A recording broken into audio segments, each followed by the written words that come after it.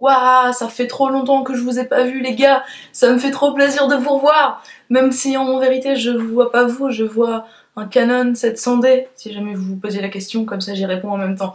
Aujourd'hui, comme l'indique le titre de cette vidéo, je viens vous montrer comment je me maquille en ce moment, puisque c'est un peu le bordel, et pas seulement dans la pièce où je filme, mais aussi dans ma vie, et aussi sur mon visage.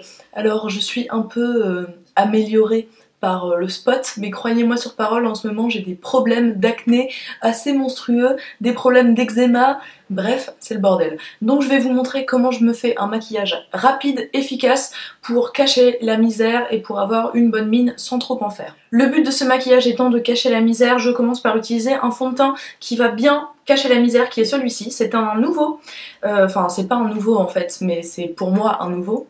Il faut l'agiter, alors je l'agite en même temps. Optimisation du temps, je vous parle, j'agite mon fond de teint en même temps.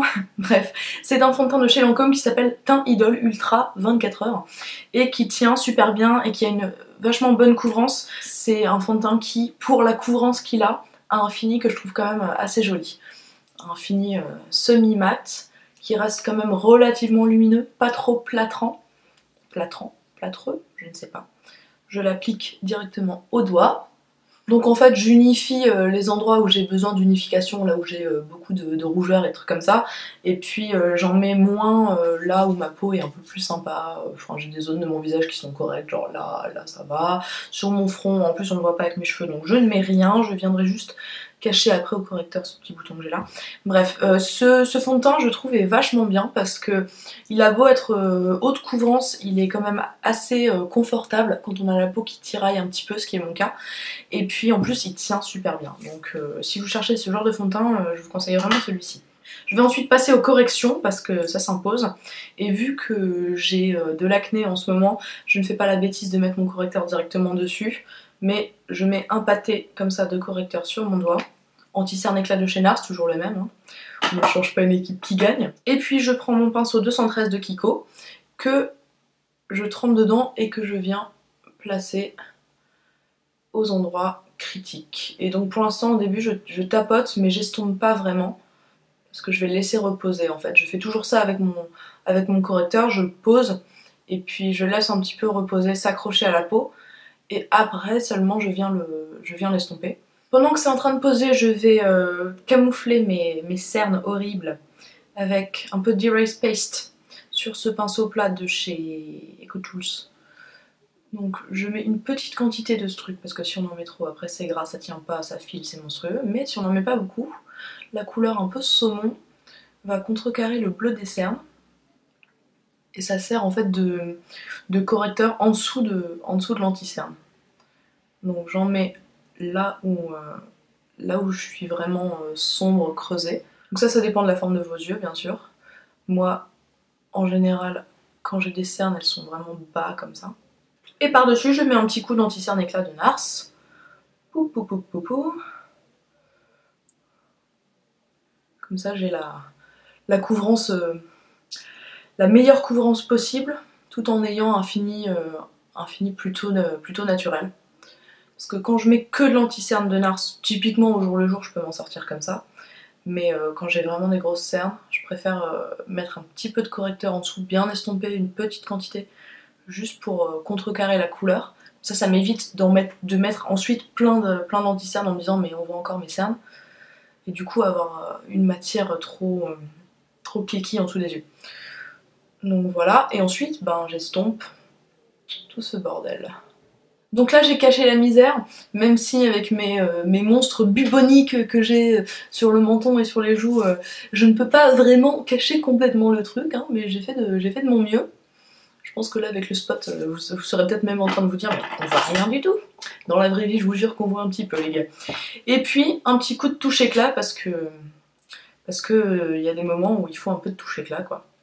Et alors vous vous dites cette meuf est folle, elle est en train de mettre 3 produits différents sous ses yeux. Oui, mais ça marche. Et vous allez voir que comme je vais pas faire de maquillage des yeux du tout, ni de bouche, mais en fait je mets vraiment le paquet sur le teint quoi. Ensuite je vais redessiner un tout petit peu mes sourcils avec cette ombre qui est Omega de chez MAC, qui est d'ailleurs ma première ombre MAC à avoir avoir un trou dedans, tellement j'ai utilisé. Bref, petit pinceau Bobbi Brown, qui est très pratique pour faire ses sourcils de façon naturelle et rapide, parce que il est assez large, et du coup on peut aller vraiment vite. Et puis ça brosse les sourcils en même temps, et puis voilà quoi. C'est pas genre le truc hyper précis. Et hop, je remplis les trous.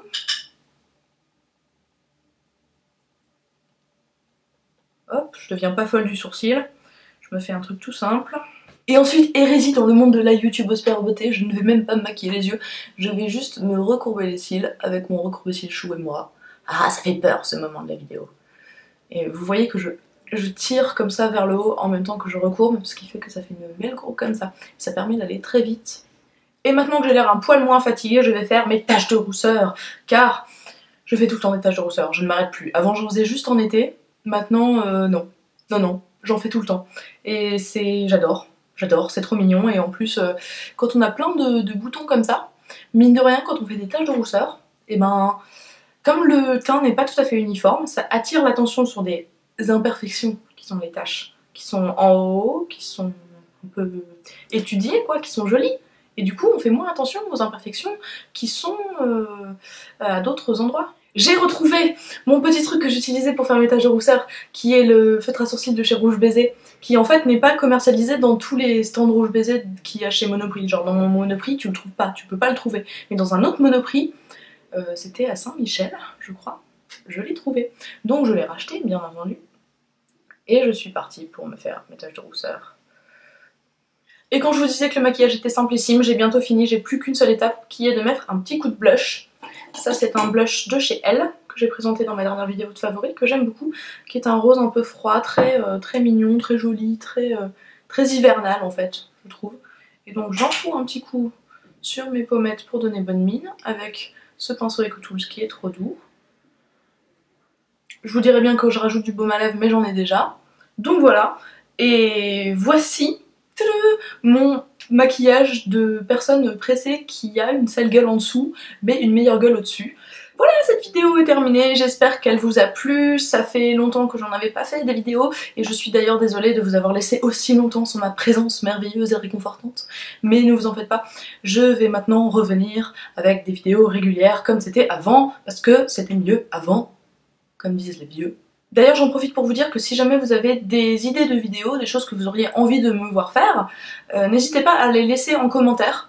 Je suis à la recherche d'inspiration en ce moment, donc allez-y quoi, faites-vous plaisir. Par contre, toute vidéo de type Noëlesque, je pense que je n'en ferai pas.